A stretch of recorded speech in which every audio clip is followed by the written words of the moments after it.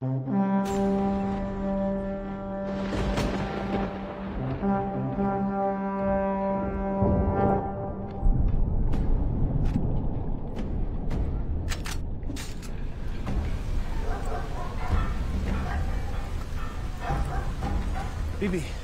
فکر کنم برای جنگ با شاهزاده و والیای چاقوچلی یکم زوده.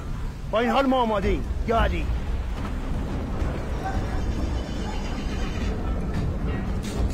را بیافتید. هی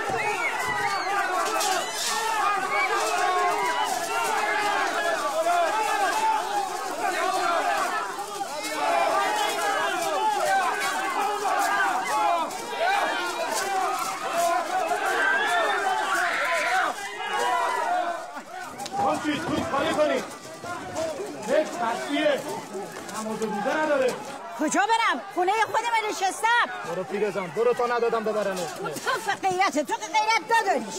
شاهزاده ما اینجا به دنیا اومدیم. پدرم هم اینجا به دنیا اومد. پدرم هم اینجا به دنیا اومده. دستت بردار اولا. خب پدر من نباید به دنیا می اومدی. شما دین و ایمون نداری؟ خودتون دین و ایمون ندارید. این پدر سوخته رو بده جلوی خانواده‌اش فلکش کنم. ببرش. برو.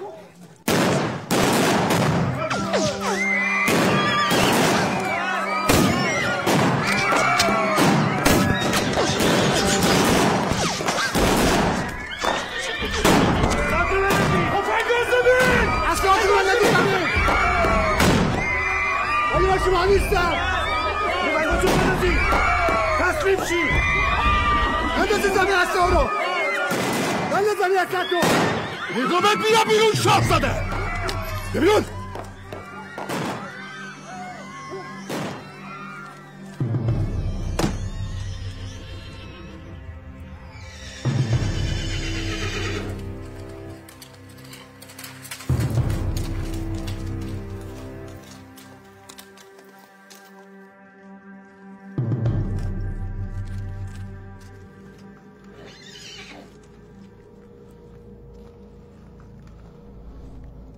تو کی هستی؟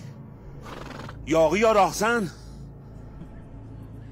تو اومدی سر مال و ناموس مردم عربده میکشی؟ بعد دنبال دزد و یاغی میگردی؟ من به حکم سلطان اومدم و به همون حکم تا الان تو ملک منی ضعیف خاتون. قاجارزاده هر جا میسته خیال برش میداره مالکه. من سند دارم، مثل شما دهاتی جماعت نیستم که هر جا نشستم بگم کت خدا گفت مال توه. سند شاهی. عجب. اینجا ملک ایرانه، سند ایرانی بیار. فکر کردی هرکی هرکیه؟ فکر کردن نمیخواد. اگه هرکی هرکی نبود تو اینجا چه غلطی میکردی؟ میدم از گیس آویزونت کنم. احترامت کردم قائل ختم بشه. زنم انقدر دریده؟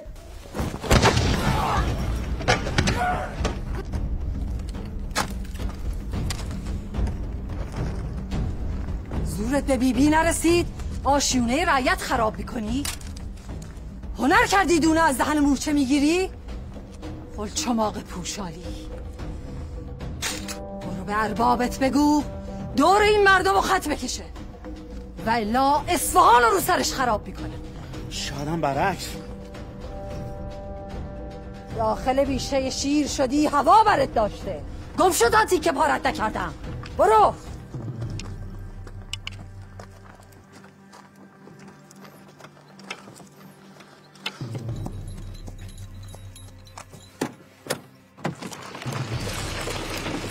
سلامتو به ظل سلطان میرسونم. شاید من از تو زودتر رسیدم بالای سرش.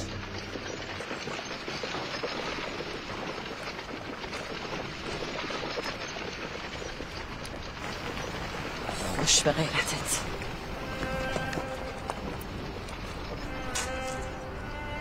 خوش به غیرت سرباز ایرانی که شده عامل ظلم یه مشکفتار.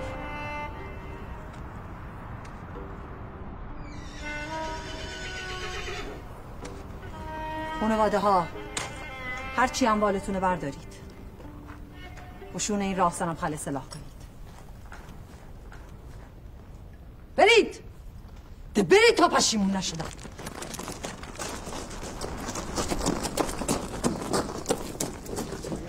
مردم، هر کی تفنگ داره هر شب به نوبت سر گذرگاه، بالای اون تپه، دروازه روستا، پشت رودخونه نگهبانی میده.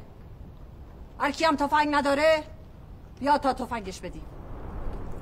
بیبی خان، ما تا کی باید نگهبانی بدیم؟ آخرش چی؟ یعنی برای تک تک گوسفندامون نگهبان بذاریم؟ زمینه ها و چشمه ها دورن. مراتع چی؟ بی به خدا نمیشه همه جا نگهبان گذاشت. یه چیزی بهشون میدادی اینا میرفتن. شما که میری اینا سر ما خراب میشن. ببینم قبرستونتون مگه شیر سنگی نداره؟ ها بیبی زیاد داره. شیر زنده چطور؟ دارید یا بگم براتون بیارن؟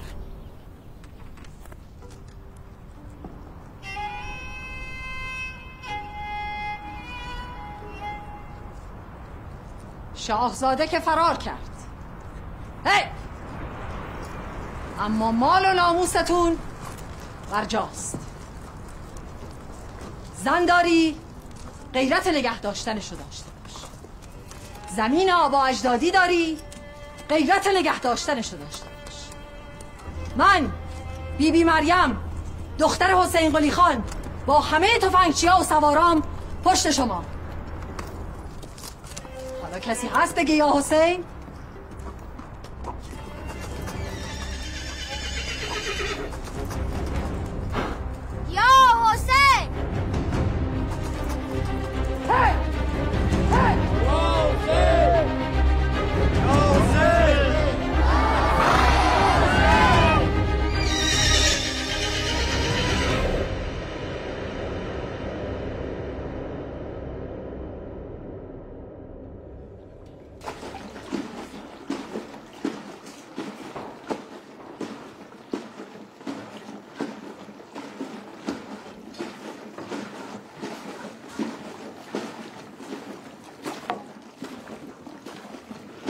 بس هی چلب چلب.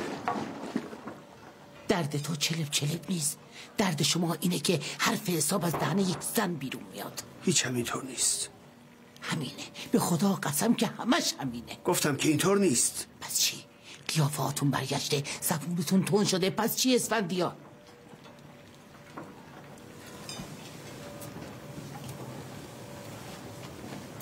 میترسم آسیه. از چی؟ از بیبی؟ از خودم میترسم. خل شدی اسفندیار؟ آره خل شدم. همه چیز داره به سرعت عوض میشه. آدم هم دارن عوض میشه. این که بد نیست. ترس نداره. داره آسیه. عاقبتش بدجوری میترسونه منو. بیبی مثل خانهای دیگه نیست. میخواد یه شب ظلم و فقر و بدبختی رو ریشه کن کنه. میخواد دو کفه یه ترازو رو هم تراز هم نگه داره. یسان همسد که نشده تا حالا. نمیشه خب. همه ی وزنا رو به هم ریخته. انگار سبک سنگین براش فرقی نداره. این کار بیبی که خیلی خوبه.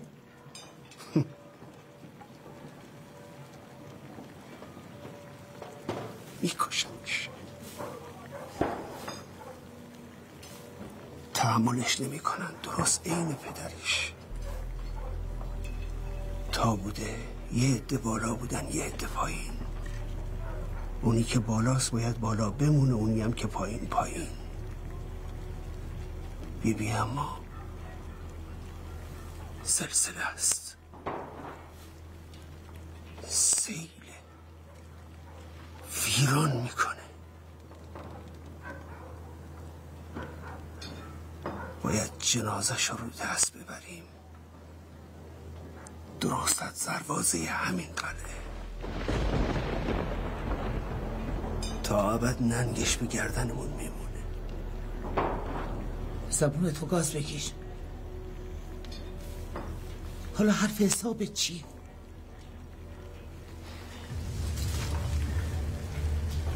باید همه کمک کنیم.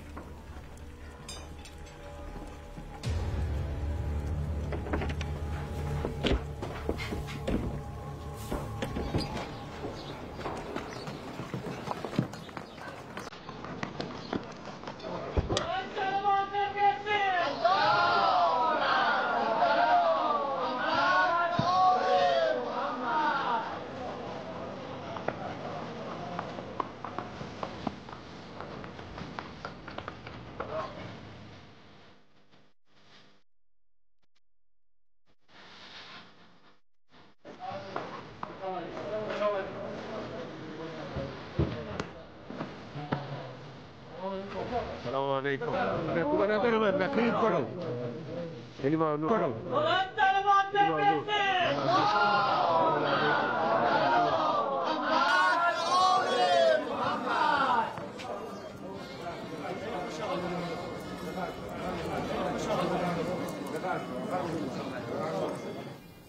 افق این ملک هر روز صبح شاهد طلوع نوعی از انواع بدبختی هاست. روس و انگلیس از یک سو، خان و خانزاده ها و شاه و شاهزاده ها از سوی دیگر، جهل و نادانی و خیانت خودی ها از همه سو. والیان قبلی دستشون توی جیب مردم بود و چشمشون مدام دنبال ناموس رعیت. نسخه اغلب دهدارا و کلانترها و والیان مثل هم بود. زن، پول، زمین، گاو و گوسفند. رعیت بیچاره ما هم از فلاکت و خفت نفس عادت کرده بود به رشوه دادن. همینطور چرخید و چرخید و چرخید تا نوبت شما رسید. والیان قبلی رو شلاق زدیم تا حد مرگ، سوار خر کردیم و چرخوندیم، ده به ده، روستا به روستا. مهلت دادیم تا قیامت خدا که این مجازات زمینی ما درنگی کوتاه از جهنم اوست. از اونجایی که میدونم خدا بعضی از ما رو برای سر به راه کردن برخی دیگه آفریده، دست خیلی آشون رو با همین رعیت مجروح بریدیم به امید سر به راه شدن برخی دیگه. امیدوارم که شما مبرا باشید انشاءالله. انشاءالله. حالا مردم به شما اعتماد کردن چون به پاکی، عدالت و پاکدستی شهره هستید. ما هم اعتماد میکنیم. امروز من از طرف رعایا وکیل هستم تا حکم شما رو به عنوان والیان و خادمین روستاها مهر و امضا کنم. نکته و هشدار: بعد از قسم به قرآن از خطا و اشتباه چشم پوشی میکنی، شاید هم جبران کردی، ولی از ظلم و گناه هرگز قرآن باز میکنیم، حضرت عزرائیل دعوت میکنیم و قصاص.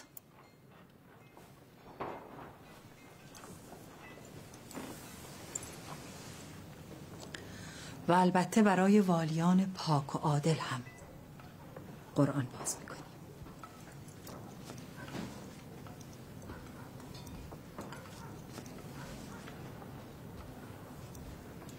شیرمرد خدا علی مرتضی رو دعوت میکنیم تا هممونو شفاعت بکنه آدم بمونیم.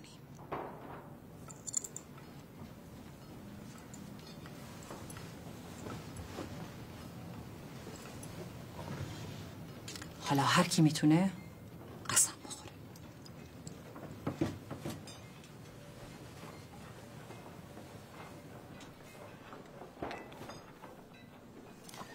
من صالح خان به عنوان والی در پیشگاه این قرآن کریم سوگند یاد می کنم که خود را وقف خدمت به مردم و ترویج دین و اخلاق و گسترش عدالت نمایم و از هر گونه خودکامگی پرهیز نمایم و از آزادی، حرمت و ناموس مردم دفاع کنم.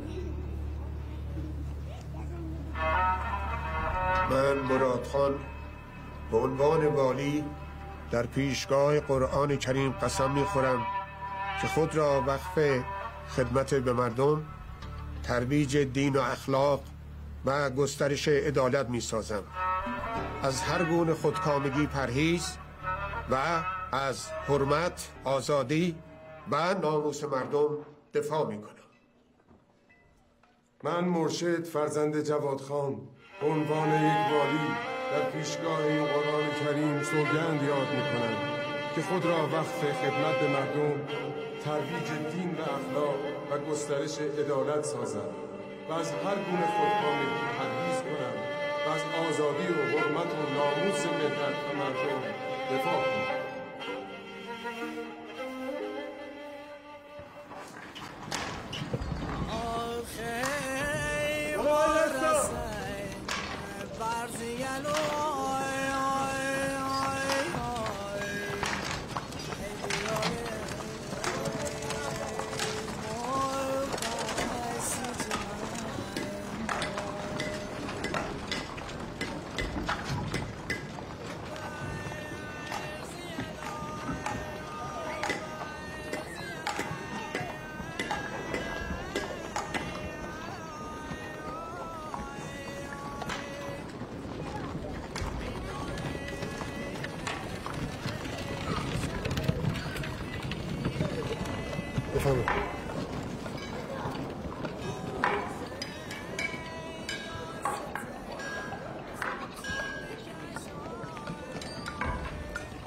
آرد بلوط‌ها رو همه را فروختی؟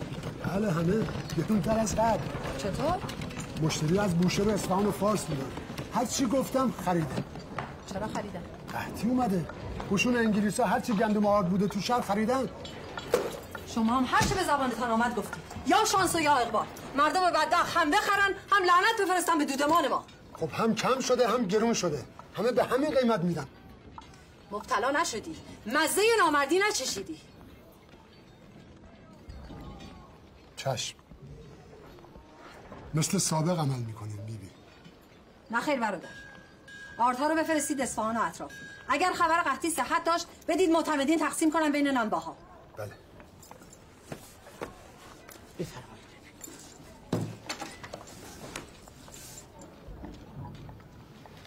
مزد آسیاب به بعضی کم دادید به بعضی زیاد. آرد خوب و بد داره بیبی. اندازه وزن و کار مزد میگیرن.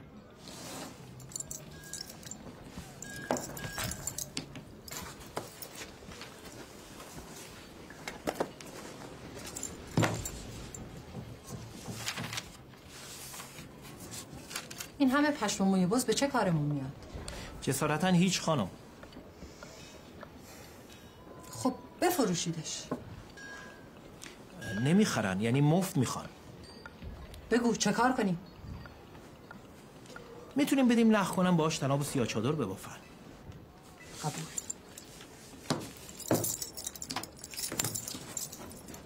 مرخصی. خدا حافظ. میگم بیبی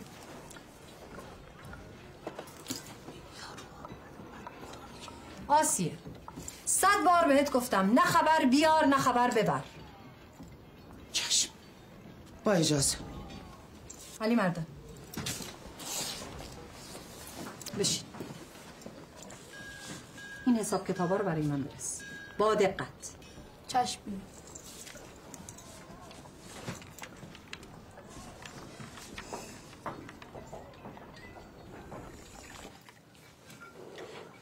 بله هرچی نمکی ریخت. سلام ببین. ببخشید خانم، تو رو خدا ببخشید. به خدا اولین بارم بود. دیگه تکرار نمی‌کنم خانم. تو رو خدا منو ببخشید. به خدا دیگه تکرار نمی‌کنم. چرا گریه می‌کنی اینقدر؟ یکم غذا شور شده. ولی اولین بارم بود. دیگه تکرار نمی‌کنم. غلط کردم خانم. بیاد بزنید. منو کتک بسه. چرا این کارا رو می‌کنی؟ من تا حالا کیو به خاطر غذا کتک زدم که تو دومیش باشی؟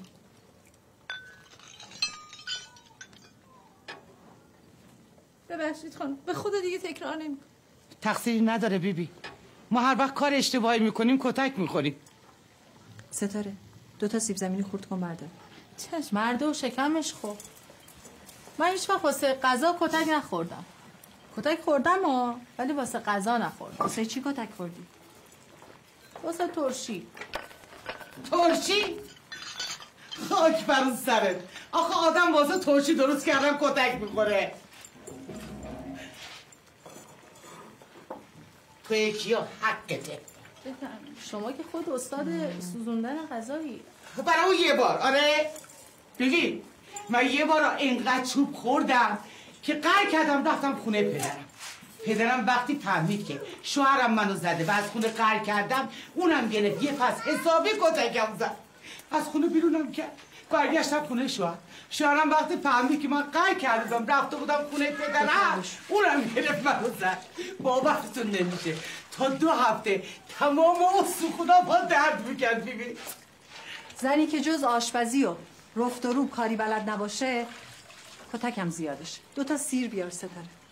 ولی بیبی جان مادرم همیشه میگفت غذا که لذیذ باشه مردو پایبند زنش میکنه. وقت شد؟ نه. مرد بنده عقل و محبت، بنده اندازه و میزان. یه چاقوانه. زن باهوش هوش از سر مرد میبره. زن دانا و باسواد مرد 1000 راه و به راه میاره. هر جا بره برمیگرد. همه چیز به اندازه. اینا رو خوب نه اونقدر زیاد که سیر باشه و شکمشو بزنه، نه اونقدر تشنه که چشمش مدام دنبال تنگ 1000 رنگ بازار بشه. زنی که ارزشش به آش و دوغ و ماست و ترشیه با سرخاب سفیدابش. منم باشم میرم دنبال مزه‌ای بهتر، ترشتر، شیرین‌تر، خوشرنگارتر. زندگی که دیگه به ما فرصت نمیده بیبی که به خودمون برسیم. فرصت و مهلت گرفتنیه. حقه. مردا از زن باصفات میترسن. بدشون میاد. خب بهشون احترام بذارید. ارزش و بزرگیشون رو کم نکنید. یواش یواش و آروم زندگی رو بهتر کنید. رام کنید. یاد بگیرید. ستاره زیر اینو کم کن. امان از بی کسی. امان از روزگار بیبی. به این وضع عادت کردید. میندازید گردن روزگار. ببینم با همتون کس و کار برای قلیون و غیبت و ترشی دارید، اما هنوز ناله بی کسی میزنید. همتون میدونین که ما اینجا کتاب داریم، معلم داریم، تا دلتونم بخواد آفتاب داریم و بخار برنج و نخود و تنباکوی اعلا. این شمایی که انتخاب میکنید. میگم بیبی شما که اینقدر باسوادی، عقلتونم بیشتر از همه ما کار میکنه، از همه چی هم آگاهی. چرا فتح الله خان رام شما نشد؟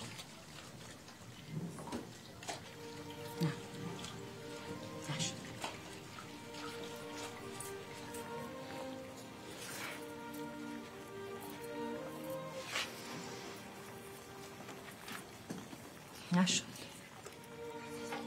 اما در عوض عذاب یوم نشستم به تماشای سقوط یه مرد هم به دلم نشد. حسرت دست روی دست گذاشتن ندارم. با همه وجودم براش تلاش کردم. رهاش نکردم. ننشستم بگم این که آدم نمیشه، این که از دست رفته، که وجدان نداره. من چرا داشته باشم؟ به من چه؟ هر چی میکنه به سر خودش میکنه. چشمامو نبستم، حالش ندادم توی چاه، که اگه همه تلاشمو نمیکردم باید یه عمر تا ابد با 1000 تا اما و اگر و شاید شب و روزمو با پشیمونی سر میکردم.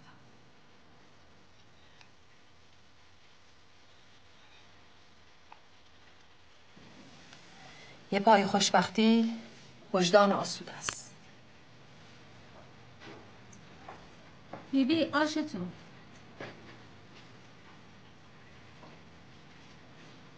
ممنون ستاره.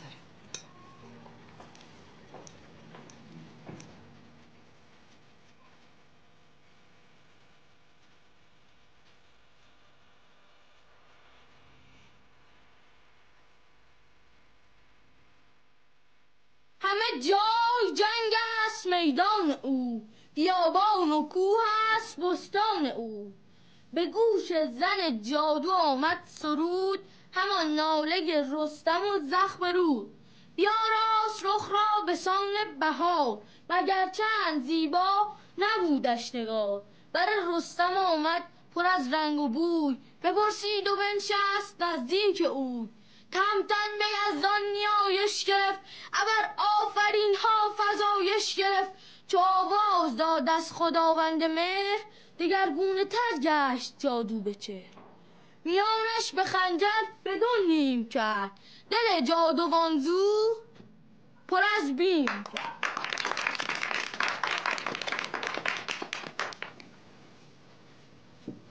به نام خداوند جان و خرد، که از این برترندی چیزی شده؟ نه خداوند نام و خداوند خاطر بایاره؟ خداوند روزی هم به خاطر بایاره، هم یه ذره به خاطر تو، یه ذره به خاطر برادره، بدین جایگه چه داری بیار یه ذره عاقبت ایل، که گوش نیوشنده زود ذره ذره جمع شده یه کن. بهتر از هر چه ایزد بداد. دعا کن پسرم، دعا کن، هم برای من، هم برای خودت، هم برای همه. چشم. دست گیرد به هر دو سرای، خرد تیره و مرد روشن روان، نباشد همی شادمان یک زمان.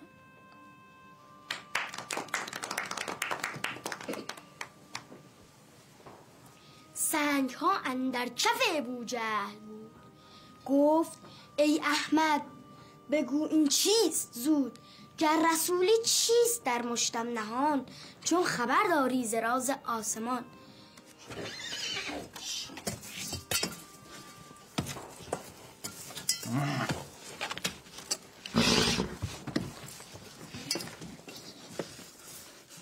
خوش اسمت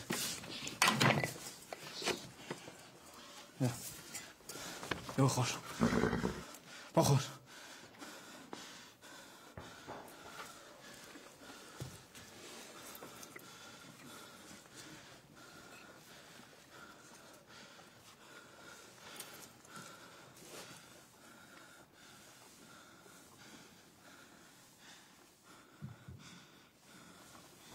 مدام باردار می شد و بچه هاش مرده به دنیا می آمدن. اصلا مردزا بود، نفرین شده بود، دائما به مادرت حسادت می کرد. وقتی هم که تو به دنیا اومدی حال بیبی مریم حسابی خراب شد. هر روز می آمد پیش مادر تو رو می گرفت تو بغلش. مادرت بو برده بود، می ترسید که خدایی نکرده تو رو از اون بگیرم. من که میگم کار خودش بود. چی کار خودش بود؟ خدا میدونه. چی رو؟ این که خودش رفت یا بردنش. کی؟ کجا؟ ای بابا بایار، داریم راجب مادر تو صحبت میکنیم، خواهر من. میفهمم راجب کی دارید صحبت میکنید.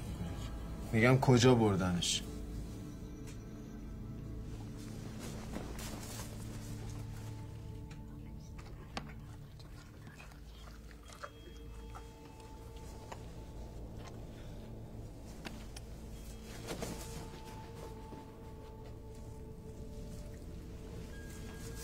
وقتی که تو به دنیا اومدی بیبی دیگه حسابی به هم ریخته شده. ای بابا تو که همه چی رو گفتی. خب حقیقت رو بگو، قال قضیه رو بکن دیگه. مادرت ترسید که تو رو ازش بگیرن، داشت دیوونه میشد، فرار کرد، تو رو با خودش برد.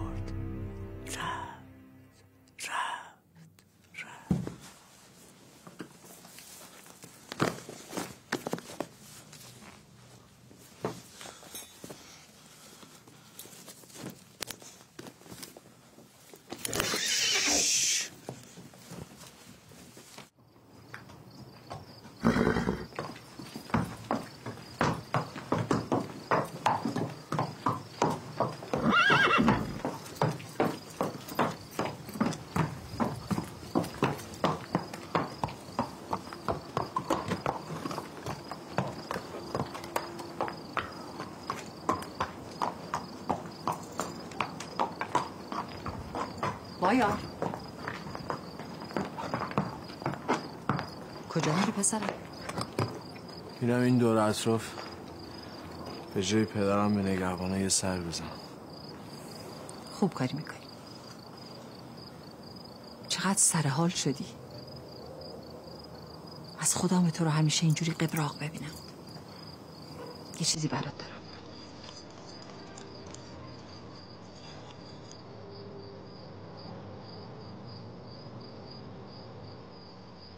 مال توه. ممنون، لازم ندارم. ساعت لازم نداری؟ چرا؟ ساعت آدمو منظم میکنه. بگیرش مادر.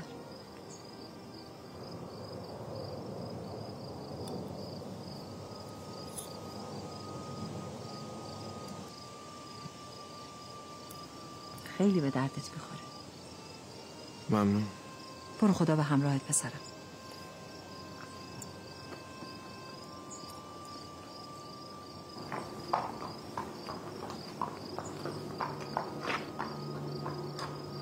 تا حالا نشنیده بودم به کسی به غیر از ما بگی پسرم. اشکالی داره؟ من بایا رو به اندازه تو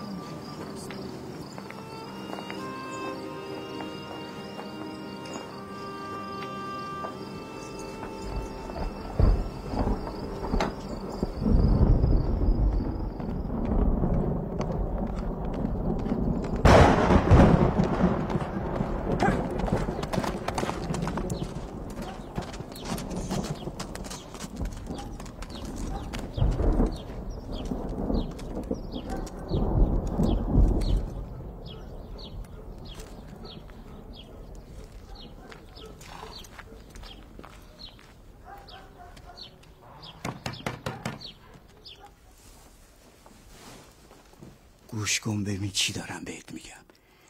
یه نفر اومده اینجا میخواد تو رو ببینه. اگه مشکلت حل شد یعنی مشکل همه ما حل شد. چی میگه این خاله؟ بایا جان گوش کن. این آقا یه جای مهمی اومده. حواست باشه ما خطر کردیم، زحمت کشیدیم. اگه مشکلت درست شد مقام پیدا کردی دست ما رو بگیری. باشه؟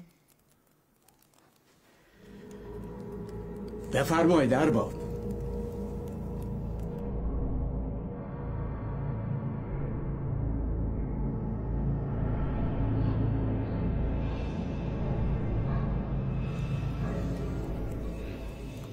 من از طرف اعلی حضرت ظل سلطان حاکم اصفهان اومدم.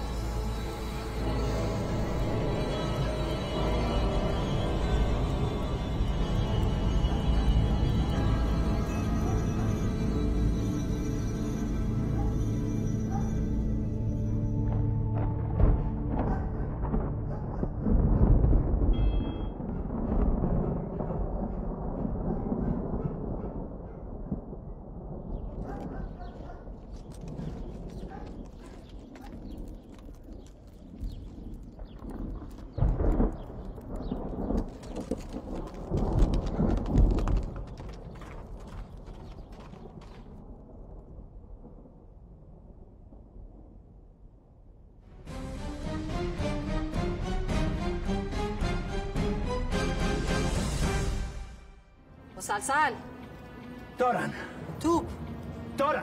اینها لوله نفت سوراخ کرده و نفت دزدیدن.